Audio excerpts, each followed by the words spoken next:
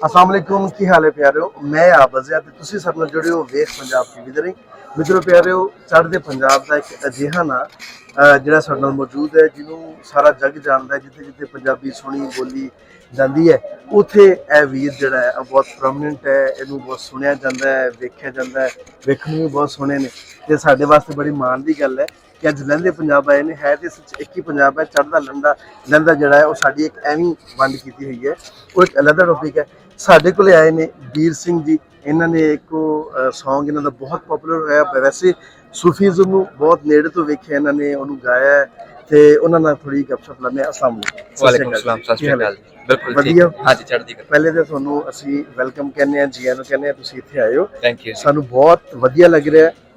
कि तुहाडे जिहा कलाकार और फिर मैं अगे देख रहा था कि बहुत सारे लोग तुहानूं इधरों कोई खिंच रहा है वीडियो बना लो तस्वीर बना लो इन्ना पेशेंस और इन्ना डाउन टू अर्थ जिहड़ा है वो शायद भाग भी तां लगदे ने है ना शुक्रिया जी ते तुसीं सिंगिंग किदों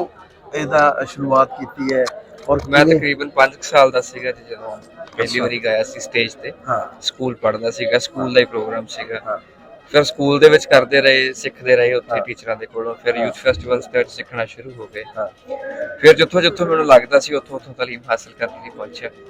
मतलब बकायदगी नाल सिੱਖਿਆ ਇਹਨੂੰ ਬਹੁਤ प्रॉपर ਕੋਸ਼ਿਸ਼ ਤਾਂ ਕੀਤੀ हाँ अच्छा ਇਹਦੇ ਚ ਇੱਕ ਚੀਜ਼ ਜਿਹੜੀ ਹੈ ਉਹ ਸਭ ਲੋਕ ਕਹਿੰਦੇ ਨੇ ਕਿ ਅਮਰਿੰਦਰ ਭਾਜੀ ਔਰ ਤੁਹਾਡੀ ਆਵਾਜ਼ ਬਹੁਤ ਜਿਹੜਾ ਨਾ ਉਹ ਸਿਮਿਲਰ ਸਿਨਰਜੀ ਹੈ ਜੀ ਇਹਦੇ ਵਾਸਤੇ ਗॉड ਗਿਫਟਡ ਹੈ ਜਾਂ ਮੈਨੂੰ ਲੱਗਦਾ ਸਾਡਾ ਇੱਕ ਤਾਂ ਸਾਡਾ ਏਰੀਆ ਇੱਕ ਹੈ ਹਾਂ ਦੂਜੀ ਗੱਲ ਲਹਿਜਾ ਇੱਕ ਹੈ ਸਾਡਾ ਹੈ ਨਾ ਜ਼ੁਬਾਨ ਇੱਕ ਚੀ ਗਾ ਰਹੇ ਆ ਫਿਰ ਅਸੀਂ ਇਕੱਠੇ ਵੀ ਜਦੋਂ ਹੁੰਨੇ ਆ ਤਾਂ ਇੱਕ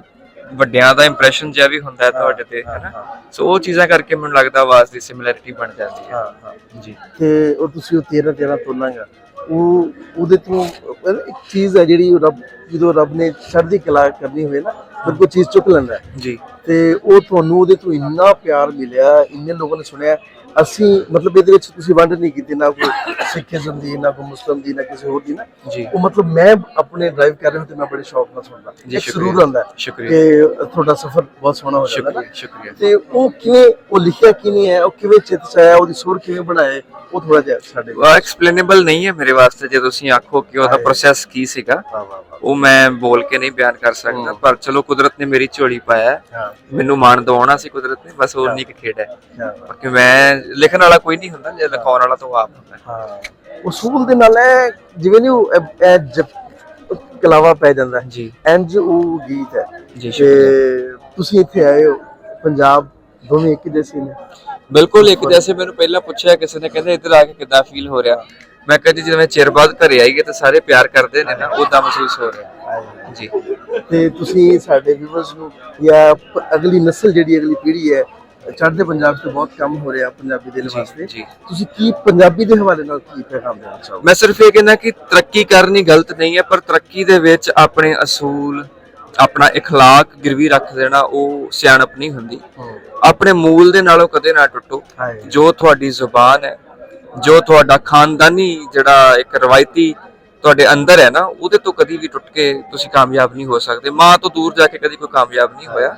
ਸੋ ਇਸ ਕਰਕੇ ਤੁਹਾਨੂੰ ਇਹੀ ਬੇਨਤੀ ਹੈ ਕਿ ਆਪਣੇ ਮੂਲ ਦੇ ਨਾਲ ਜੁੜ ਕੇ ਰਹੋ ਸ਼ੁਕਰੀਆ ਜੀ ਬਹੁਤ ਸ਼ੁਕਰੀਆ ਜੀ ਧੰਨਵਾਦ ਥੈਂਕ ਯੂ